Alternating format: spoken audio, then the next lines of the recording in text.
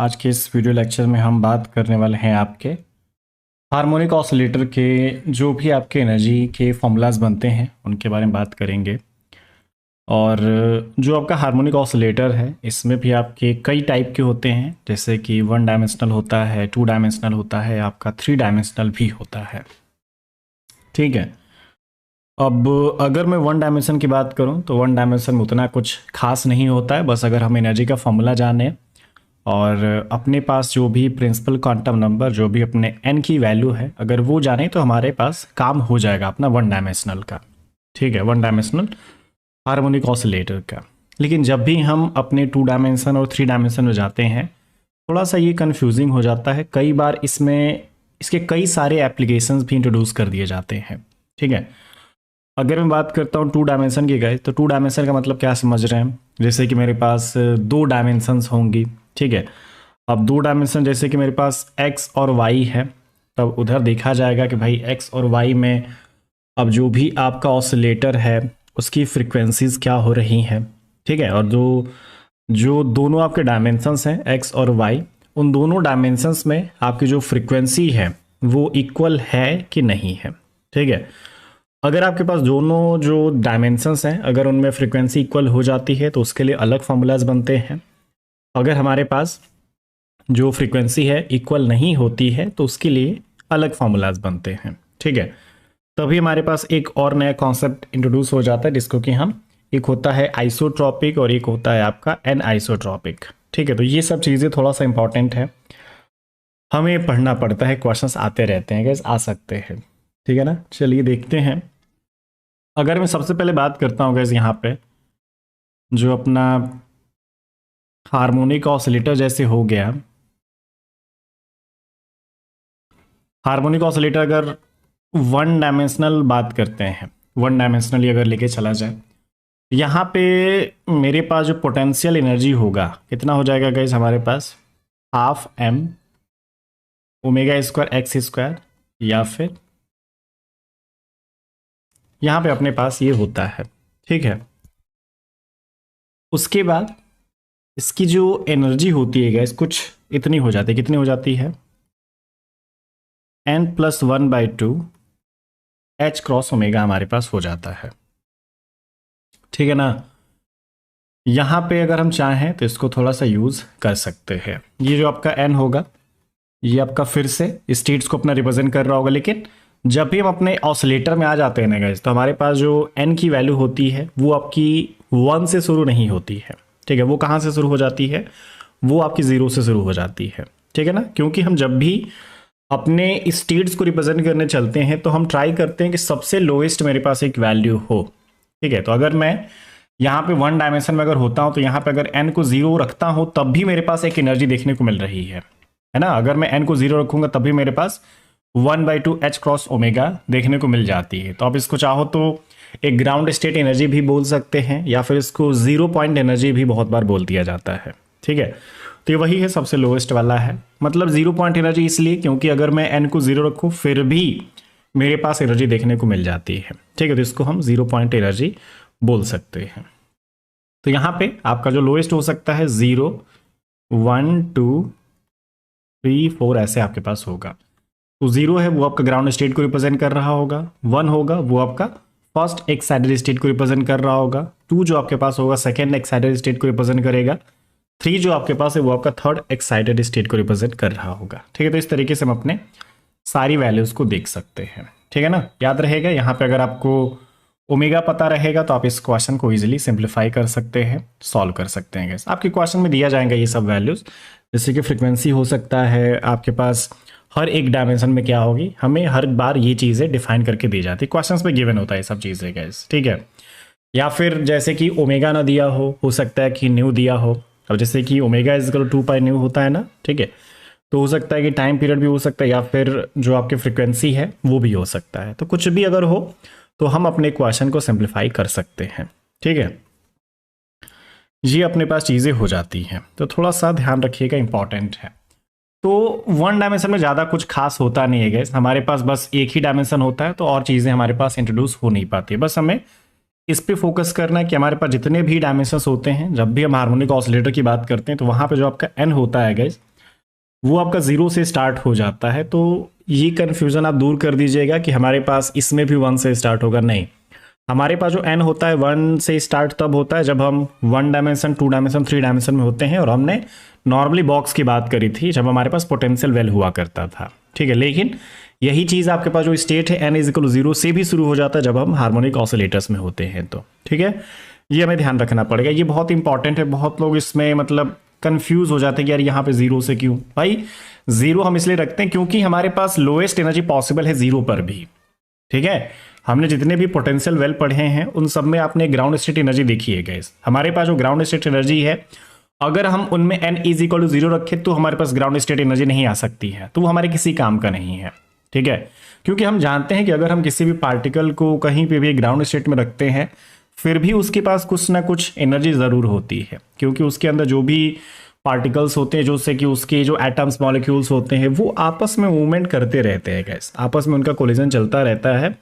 तो इस कारण से वहाँ पे एनर्जी प्रोड्यूस हो जाती है, ठीक है। तो हम अपना जो ग्राउंड स्टेट है उसको ज़ीरो नहीं करते हैं, हम सबसे जो लोएस्ट पॉसिबल एनर्जी है उसको निकालने की कोशिश करते हैं। तो इसीलिए हमारे पास हार्मोनिक ऑसिलेटर में जो लोएस्ट पॉसिबल एनर्जी है वो आपकी 1/2 h क्रॉस ओमेगा हो सकती है या फिर 1/2 h न्यू भी हो सकता है, क्योंकि मैंने आपको फॉर्मूला बता रखा है यहाँ पे एनर्जी का। आप चाहो तो h क्रॉस ओमेगा भी यूज कर सकते हैं या फिर h न्यू भी यूज कर सकते हैं, ठीक है। तो ये आपके पास होता है, ये आपके पास जो फॉर्मूला है कई बार आप डायरेक्टली क्वेश्चंस में भी यूज कर रहे होंगे। अगर हम थोड़ा सा 1 डायमेंशन क्वेश्चन देंगे और आपको एक्सपेक्टेशन अगर पूछता हूं मैं आगे जाके, तो आपको इन फॉर्मूला का यूज भी करना पड़ेगा। जैसे कि अगर मैं n इज इक्वल 0 रख देता हूं तो मान लीजिए ई नॉट मेरे पास हो जाएगा, तो ये 1/2 h क्रॉस ओमेगा।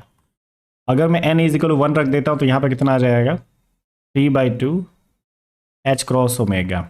अगर मैं n इज इक्वल 2 रख देता हूं कितना आ जाएगा 5/2 h क्रॉस ओमेगा। अगर मैं n इज इक्वल 3 रख देता हूं तो मेरे पास कितना आ जाएगा 7/2 h क्रॉस ओमेगा मेरे पास ये आ जाता है, ठीक है। तो ये इस तरीके से आपको अपने क्वेश्चंस में ये डायरेक्ट रिलेशन भी यूज करने पड़ जाएंगे। तो ये ध्यान रखिएगा, हमारे पास एक ग्राउंड स्टेट है, ये हमारे पास फर्स्ट एक्साइटेड स्टेट है, ये आपका सेकेंड एक्साइटेड स्टेट है और ये आपका थर्ड एक्साइटेड स्टेट है अगर हम 1 डायमेंशनल हार्मोनिक ऑसिलेटर में होते हैं तो, ठीक है। तो ये चीज़ है हमारे लिए इंपॉर्टेंट। नेक्स्ट हमारे पास 2 डायमेंशन हार्मोनिक ऑसिलेटर, 2 डायमेंशनल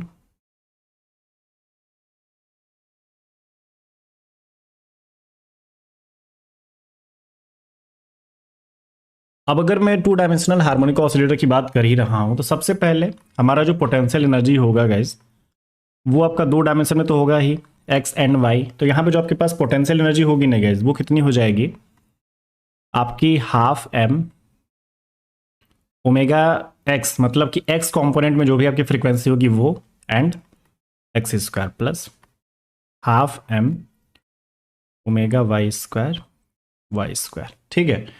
ये अपने पास पोटेंशियल एनर्जी हो जाएगा। अगर मैं अपने हैमिल्टोनियन की बात करता हूं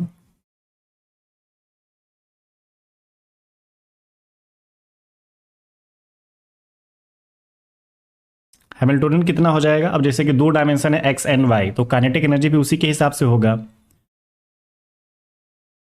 px² में 2m, x वाला हो गया py² में 2m plus ½ omega x² plus ½ omega y², ठीक है। ऐसी चीज़ें हमारे पास हो जाती हैं। अब इसमें देखिएगा यहाँ पे हम 2 केसेस आपके लिए अराइज करा सकते हैं। देयर आर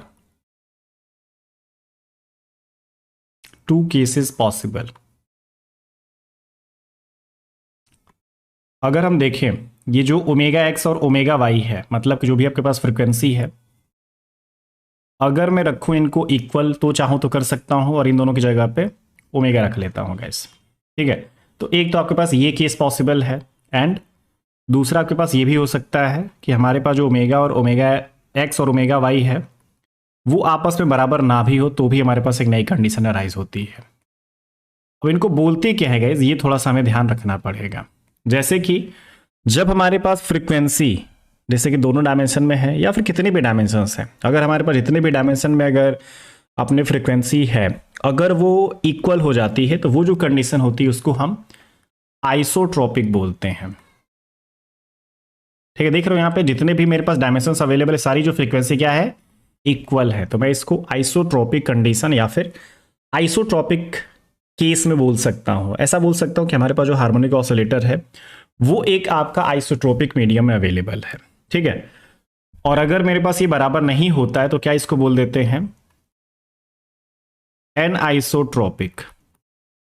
ठीक है, तो हमारे पास दोनों के लिए अपना जो अब अपना हैमिल्टोनियन है वो फॉर्म हो सकता है। ठीक है, पहली बार मैं अपना जब इक्वल रखूंगा तब देख लेता हूं एक बार। तो अपना जो एच होगा गाइस मान लीजिए 1/2m, कॉमन लेने लायक जो भी चीज़ है वो एक साइड कर लेता हूं, प्लस हाफ एम।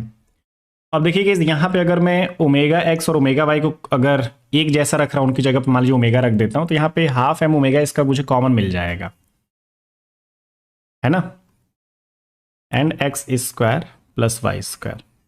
तो जी हमारे पास जो हैमिल्टोनियन होगा कब होगा गाइस,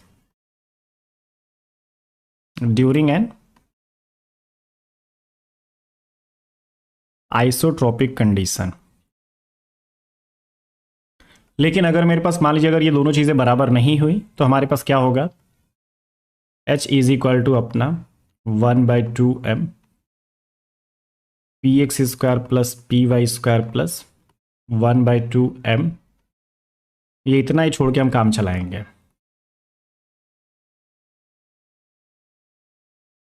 ठीक है जी, हमारे पास किसके लिए होता है गैस, ये आपका एन आइसोट्रोपिक के लिए है।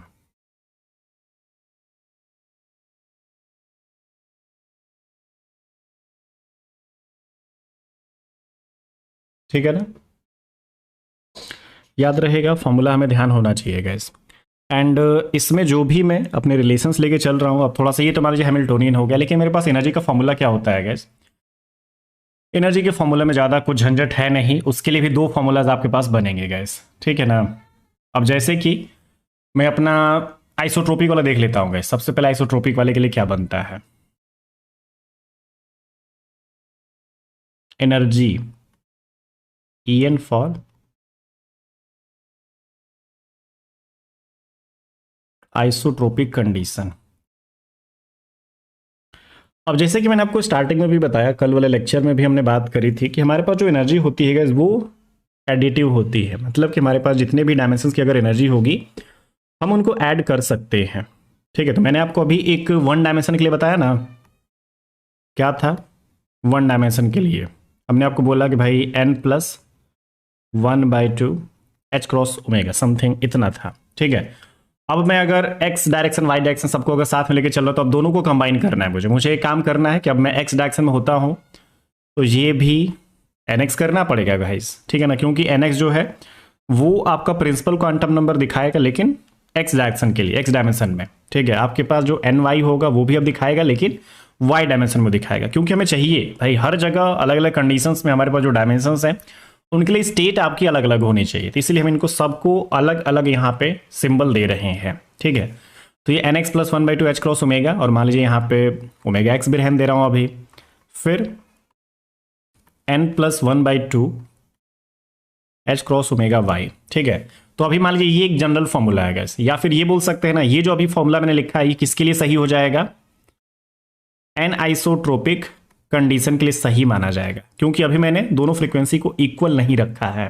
ठीक है, अगर मैं एक काम करूँ गैस यहाँ पे, हम तो ऐसा तो जान चुके हैं कि भाई आपका जो एन एक्स होगा एन वाई होगा, अगर मैं हार्मोनिक ऑसिलेटर में होता हूँ तो सबके लिए जो वैल्यूज होंगी जीरो से शुरू हो जाती है, 0 1 2 3, और एन वाई भी जो आपका होगा ये भी आपका 0 1 2 3 ऐसे आपके पास होगा। ठीक है, तो ये एन आइसोट्रोपिक के लिए अगर मैं ओमेगा एक्स और ओमेगा वाई इन दोनों को ओमेगा के इक्वल रख देता हूं तो मेरे पास नया वाला फॉर्मूला क्या बन जाएगा, ई एन जो मेरे पास फॉर्मूला है nx+1/2 H cross omega, h cross omega. इसमें कॉमन लेने वाले क्या चीज़ है गैस, nx+1/2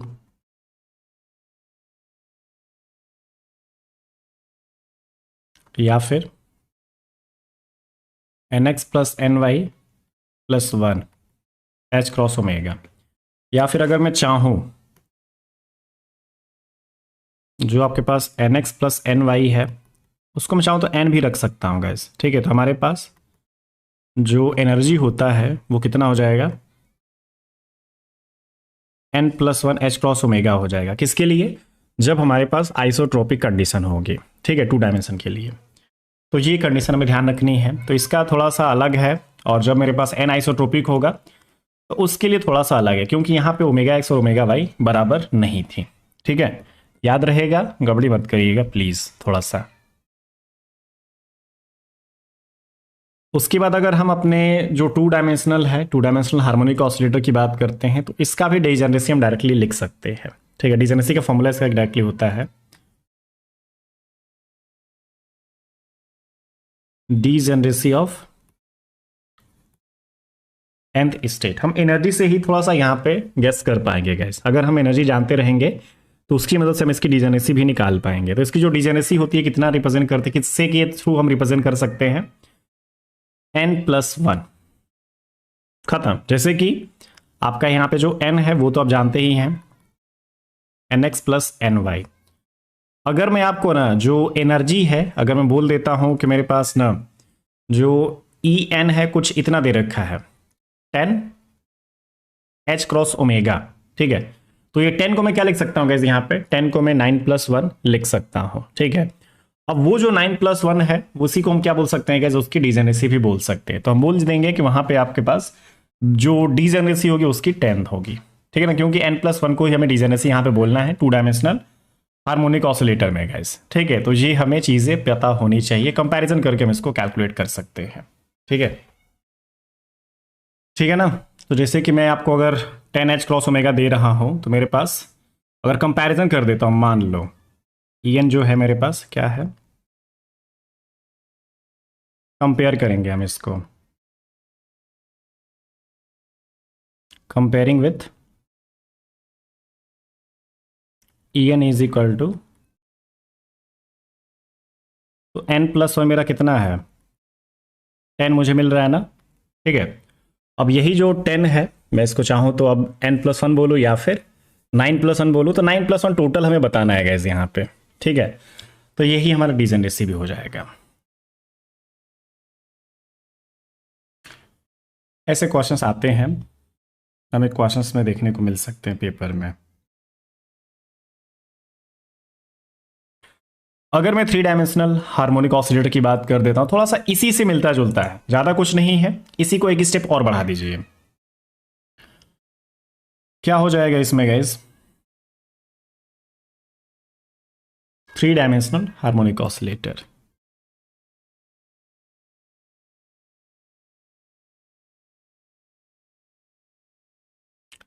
क्या है, जैसे कि मेरे पास पोटेंशियल एनर्जी पहले आप चाहो तो रख सकते हो।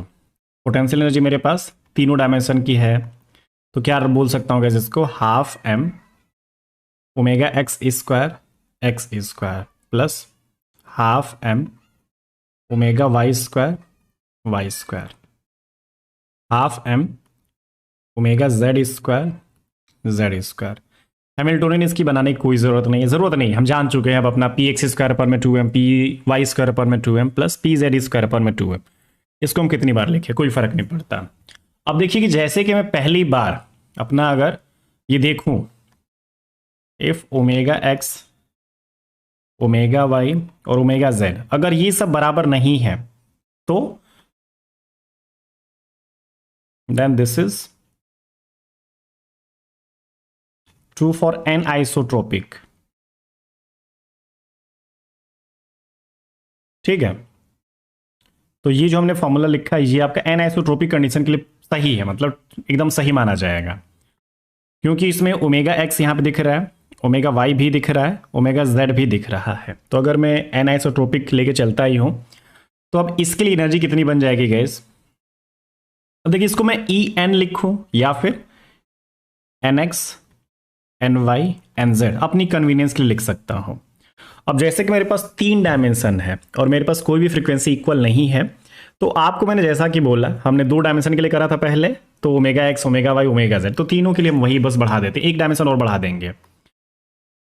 N x plus 1/2 H cross omega x, एक डायमेंशन के लिए हो गया, plus N Y plus 1/2 H cross omega y, 2 dimension के लिए हो गया, एक डायमेंशन और बढ़ा दीजिए, n Z plus 1/2 H cross omega z. ठीक है, और यहाँ पे हम हार्मोनिक ऑसिलेटर के लिए जानते ही हैं कि अपने पास जो भी एन एक्स होगा वो भी अपना 0 1 2 3 ऐसे होगा, एन वाई भी हमारे पास 0 1 2 3 ऐसे होगा, एन जेड भी अपना ये अपने पास होता है। ठीक है, क्लियर है, याद रखिएगा। तो ये तो मान लीजिए सही है अपने एन आइसोट्रोपिक कंडीशन के लिए। अगर मैं चाहूं इसको क्या कर सकता हूं, आइसोट्रोपिक के लिए चाहता हूं,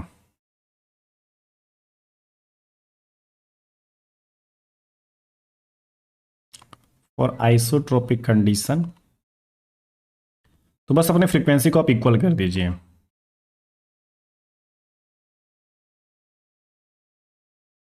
और देखिए सेम इक्वेशन में क्या बनाने वाला हूं, अब एन रहने देता हूं शॉर्टकट में, ये अपना हो जाएगा n x plus 1/2 H cross omega, n Y plus 1/2 H cross omega, n Z plus 1/2 H cross omega.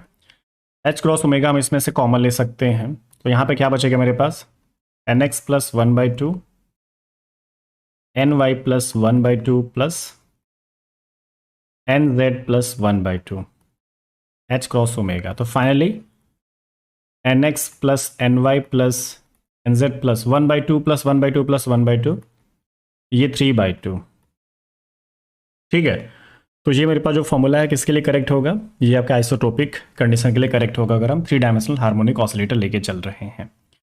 ठीक है, और अगर मैं चाहूँ यहाँ पे जो अपना n है इसको मैं n x plus N Y plus N z अगर बोल देता हूँ, तो मेरा ये जो ई एन है, मान लीजिए n x N Y N Z है, यहाँ पे तीनों डायमेंशन के लिए को चल रहा है, तो ये अपना n plus 3/2 H cross omega. ठीक है, ये अपने पास आ जाएगा। अब इसमें यही है कि जो भी आपके पास N x N Y N Z है वो भी सब आपके 0 1 2 3 ऐसे ही चल रहे होंगे। ठीक है ना, इसमें थोड़ा सा अब एक लोचा हो जा रहा है गैस। आपने 2 डायमेंशन के लिए जो अपने डिजेनरेसी है वो तो पढ़ी, वो कितनी है, मान लीजिए हमने n+1 बोला उसको, लेकिन थोड़ा सा इसमें एक्स्ट्रा एक टर्म ऐड हो जा रहा है, इसका फॉर्मूला थोड़ा सा अजीब है।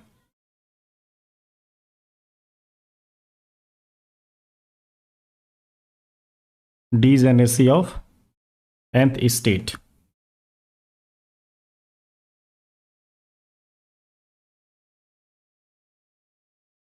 क्या लिख सकते हैं गैस यहाँ पे आप, 1/2 n+1 n+2।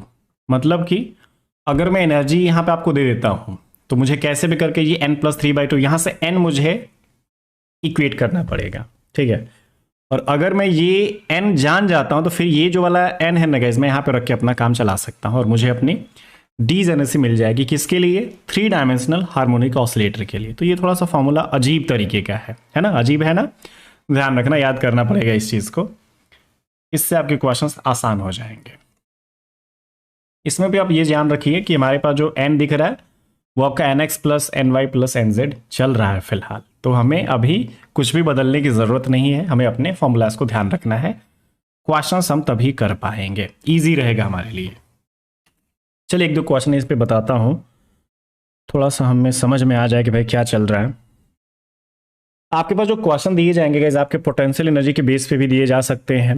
अगर मैं चाहूँ तो ये जो क्वेश्चन होगा आपको इसके फॉर्म में भी दे सकता हूँ गाइस, ऐसा कुछ फॉर्मेट में होगा, और वहां से हो सकता है कि आपको ना फ्रीक्वेंसी को इक्वेट करना पड़ सकता है। मतलब आपको खुद देखना पड़ेगा कि भाई मेरे पास ना फ्रीक्वेंसी क्या दे रखी है, ये वाई डायरेक्शन वाली फ्रीक्वेंसी क्या दे रखी है, ये आपको खुद भी निकालना पड़ सकता है।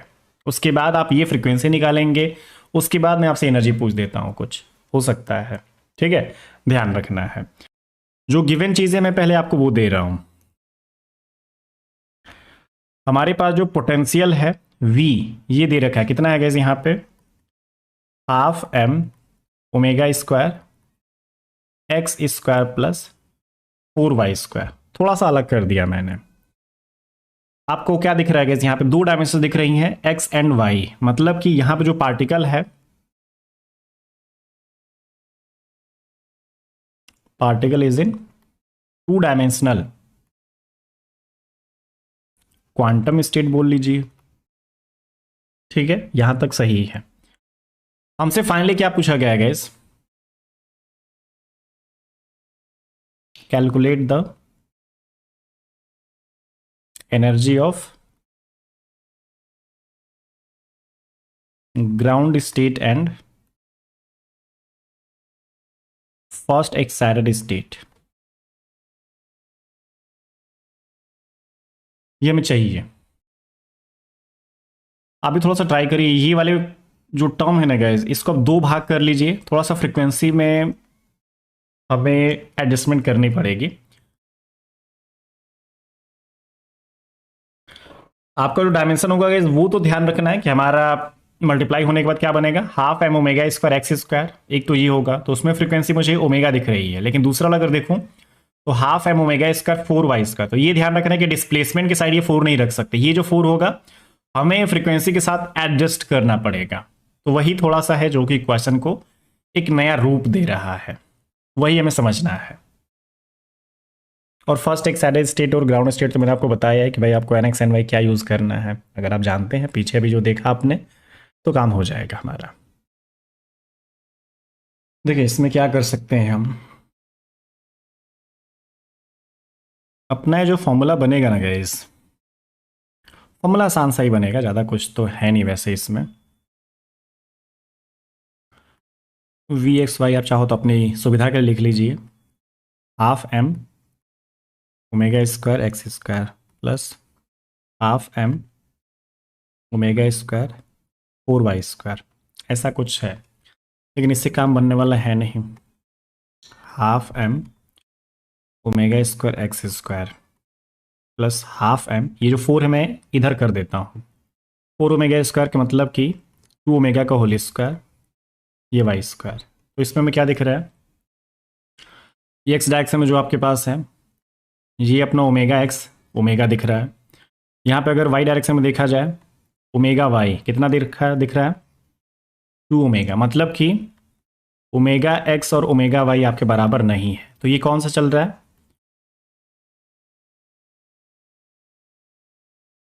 एनआइसोट्रोपिक कंडीशन चल रहा है यहाँ पे फिलहाल। ठीक है, तो ये सब इसी के थ्रू हम जज कर पाएंगे। अब जैसे कि मुझे अपना एनआइसोट्रोपिक के लिए जो फॉर्मूला एनर्जी का पता है वो कितना है, एन एक्स एन वाई। कितना बताया गया इस मैंने आपको, n x plus 1/2 H cross omega x plus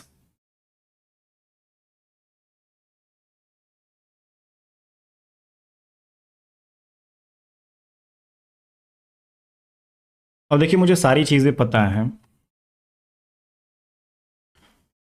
N x plus 1/2, ये ओमेगा एक्स अपना ओमेगा ही है, ये 1 एन वाई प्लस 1/2, ये कितना हो जाएगा ओमेगा वाई की जगह पे 2 ओमेगा, मतलब कि 2 एच क्रॉस ओमेगा मेरे पास ही होगा, है ना। ऐसा हम कर सकते हैं। उसके बाद क्या होगा हमारे पास रिलेशन गाइस यहाँ पे।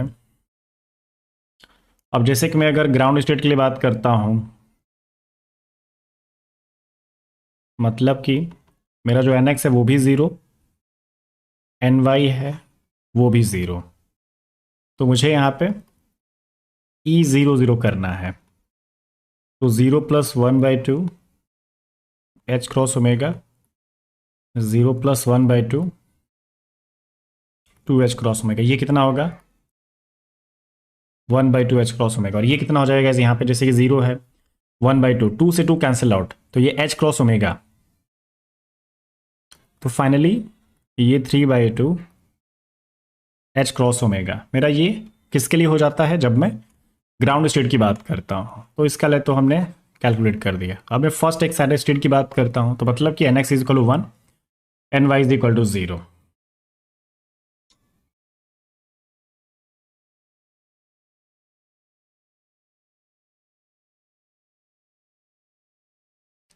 क्या है आपका n x is equal to 1, क्या कर देते हैं हम इसको 1 0, मतलब कि 1 प्लस 1/2 एच क्रॉस ओमेगा, ठीक है ना। ऐसा कुछ है हमारे पास, एंड प्लस 0 प्लस 1/2 ऐसा है हमारे पास गाइस। ये कितना होगा मेरे पास, ये मान लीजिए 3/2 एच क्रॉस ओमेगा प्लस ये 2 से 2 कैंसिल आउट, तो ये फिर से अपना एच क्रॉस ओमेगा, मतलब कि 5/2 एच क्रॉस ओमेगा हमारा ये फाइनल आंसर होगा। ठीक है, क्यों? क्योंकि ये आपका फर्स्ट एक्साइटेड स्टेट का है और ये आपका ग्राउंड स्टेट का है गैस, याद रहेगा। ये सब आपके लिए इंपॉर्टेंट है, हल्के में मत लीजिएगा। चलिए, thank you so much, bye bye, good night.